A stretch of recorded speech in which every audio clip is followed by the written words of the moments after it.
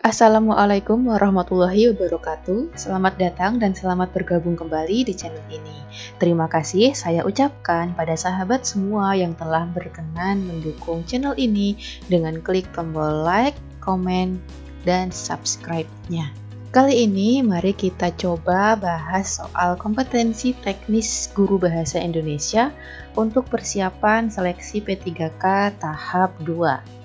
Langsung saja ke soal nomor 1. Ini dia soalnya. Yang ditanyakan adalah yang merupakan tindak ilokusi tuturan ibu pada percakapan tersebut adalah jawabannya yaitu ya, A. Ibu mengharapkan putranya pulang untuk menjenguknya.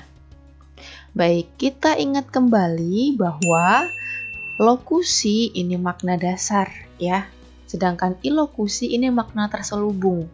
Kemudian perlokusi adalah efek bagi yang mendengarkan.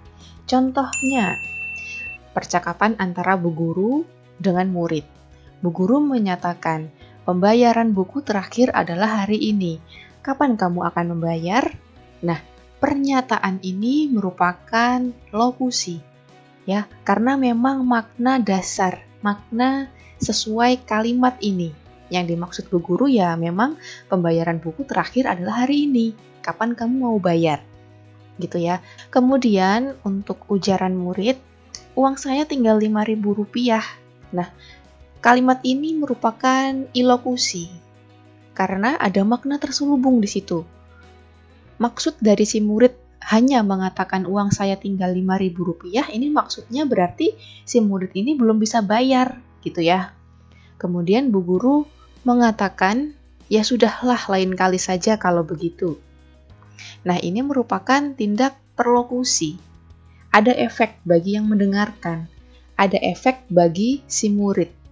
Efeknya apa bagi si murid? Efeknya ya jadi agak lega lah ya, agak senang karena tidak hari itu juga bu guru meminta si murid untuk membayar bukunya. Gitu. Itu perbedaan lokusi, ilokusi, dan perlokusi. Nah, pada soal ini percakapan antara ibu dan anak ada ilokusi pada tuturan ibu. Apakah Ananda sudah tidak punya rasa rindu lagi sedikit pun pada kampung halaman? Ini ada maksud terselubungnya ya, ada makna terselubungnya. Maksudnya ibu ini mengharapkan putranya ini pulang untuk menjenguknya ya, bukan menanyakan apakah putranya ini ada rasa rindu atau enggak gitu. Ada makna terselubung di tuturan atau ujaran yang diucapkan si ibu ini. Ibu mengharapkan putranya pulang untuk menjenguknya. Kemudian untuk opsi B, ibu menanyakan apakah anaknya sudah tidak memiliki rasa rindu kampung halaman. Nah, kalau seperti ini itu maksudnya ke lokusi ya, makna dasar, makna awalnya, makna sesungguhnya. Itu dia. Lanjut ke soal nomor 2. Tuturan berikut yang termasuk tindak komisif adalah baik, tindak komisif ini salah satu ilokusi. Maka jawaban yang paling tepat yaitu ya, B. Saya berjanji akan melunasi semua tanggungan saya setelah Hari Raya Idul Fitri. Kita ingat kembali bahwa macam ilokusi yang pertama ada asertif, ini bertujuan untuk menyatakan, menuntut, mengakui, menunjukkan, melaporkan, memberikan kesaksian, menyebutkan, dan berspekulasi. Kemudian macam ilokusi yang kedua adalah ekspresif. Ekspresif ini mengucapkan terima kasih, mengeluh, mengucapkan selamat, menyanjung, memuji, menyalahkan, dan mengkritik. Kemudian macam ilokusi yang ketiga yaitu komisif. Nah, ini dia, berisi tentang tuturan berjanji, bernazar, bersumpah, dan ancaman. Kemudian yang keempat, direktif.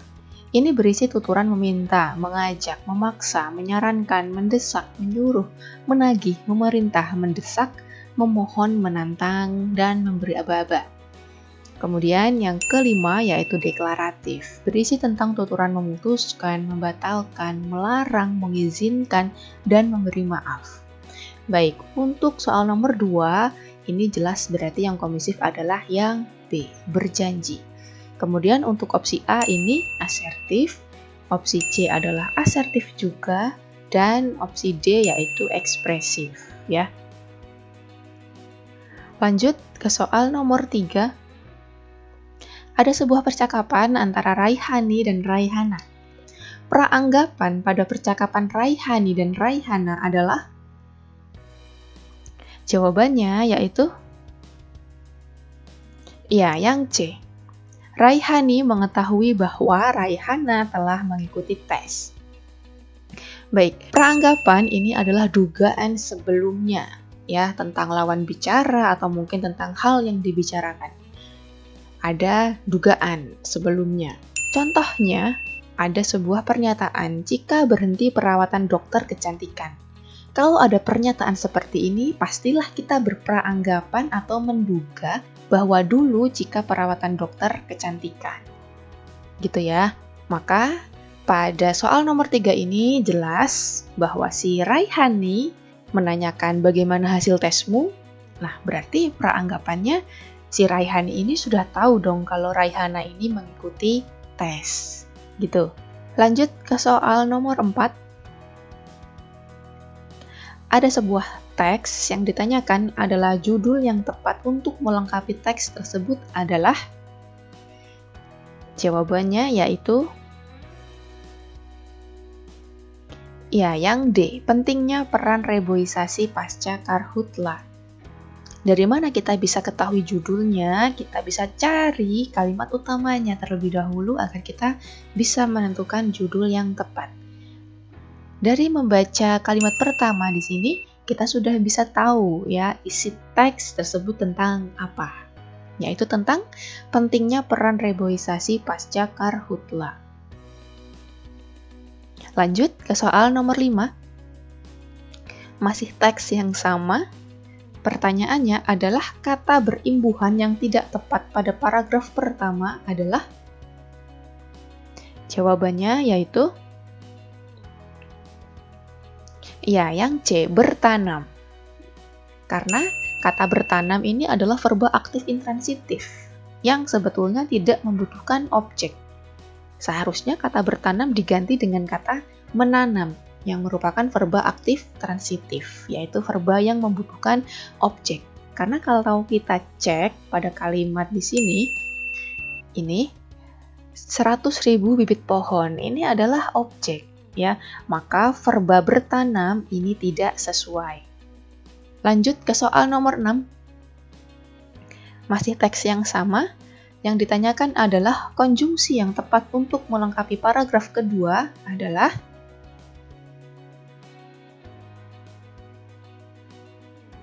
Ya, B, atau agar di samping itu. Ya, konjungsi atau ini menandai adanya pilihan. Reboisasi atau penanaman kembali hutan. Kemudian agar ini menandai tujuan atau maksud. Ekosistem alam agar kembali lestari. Kemudian konjungsi di samping itu, ini konjungsi antar kalimat yang menyatakan adanya hal atau keadaan lain. Ya, di samping itu penanaman pohon akan dapat menambah sumber oksigen. Nah, ini ada hal atau keadaan lain. Lanjut ke soal nomor 7. Ada sebuah kutipan Undang-Undang Dasar 45 Pasal 31 Ayat 3. Pada kutipan UUD 45 tersebut, ragam bahasa yang digunakan adalah?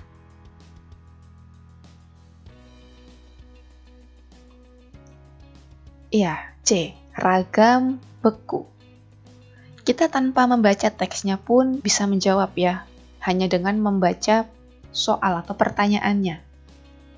Ragam bahasa beku ini adalah ungkapan dan istilah yang digunakan tetap, ya. Tidak memungkinkan perubahan satu kata pun. Bahkan tekanan pelafalannya tidak boleh berubah sama sekali. Contoh ragam bahasa beku ini adalah kalimat yang dipakai para hakim dan jaksa ketika persidangan. Kemudian UUD 45 sesuai dengan soal ini nomor 7. Kemudian Pancasila dan doa-doa ataupun mantra-mantra ini menggunakan ragam beku. Kemudian, ragam bahasa santai ini digunakan dalam pembicaraan santai, bentuk kebahasaannya pun relatif bebas. Kemudian, ragam konsultatif ini adalah ragam usaha, ya disebut juga ragam usaha. Digunakan dalam pembicaraan yang terpusat pada transaksi atau pertukaran informasi, seperti dalam percakapan di sekolah dan di pasar. Karena biasanya di sekolah dan di pasar ini ada pertukaran informasi, ya, yang digunakan dalam situasi setengah resmi. Kadang-kadang tidak menggunakan struktur morfologi dan sintaksis yang normatif. Kalau kita sebagai guru di sekolah, ini lebih sering menggunakan ragam konsultatif, ya, karena situasinya setengah resmi. Kita tidak sebegitu kakunya, ya kan, ketika melakukan penjelasan kepada para siswa di kelas. Kemudian untuk ragam resmi disebut juga ragam formal atau ragam baku. Ini opsi B ini sama dengan opsi E, ya. Ragam resmi ini disebut juga ragam formal atau baku. Kata atau istilah yang digunakan bersifat baku. Contohnya yang digunakan di seminar ilmiah, kemudian presentasi tugas, ini biasanya ragam resmi. Kemudian ada satu lagi ragam akrab. Ya, sering menggunakan istilah-istilah khas yang biasa digunakan pada seseorang yang telah akrab. Itu dia macam-macam ragam bahasa. Lanjut ke soal nomor 8. Ada beberapa kalimat yang ditanyakan adalah kalimat yang mengandung bentukan kata yang salah terdapat pada jawabannya, yaitu ya, A1.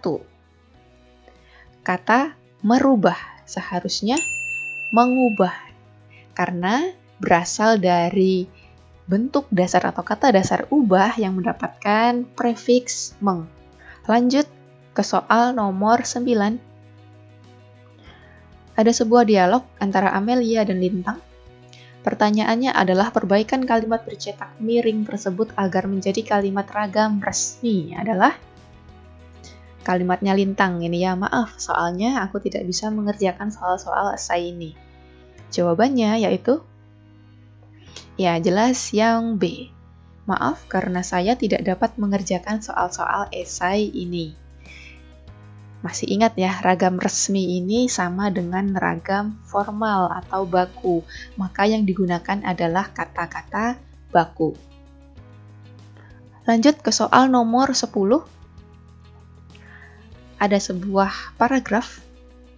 Pertanyaannya adalah kalimat majemuk yang letak anak kalimatnya mendahului induk kalimat pada kalimat nomor